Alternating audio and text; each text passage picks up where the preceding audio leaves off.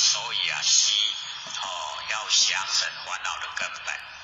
无始花叶啊真，就是我们一念无明啊生善息，那个花叶，然后才论生。那么即是呢，水跟土啊相合，为烦恼的根本。水土相合啊是比喻的，我们佛性本体好像清，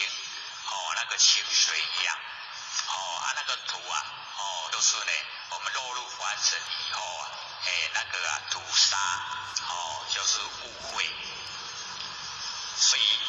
那个啊一念无明生三息啊是一个因，已经因造成果报就会呈现，所以啊这个是烦恼根本。那么欲觉生死啊，我们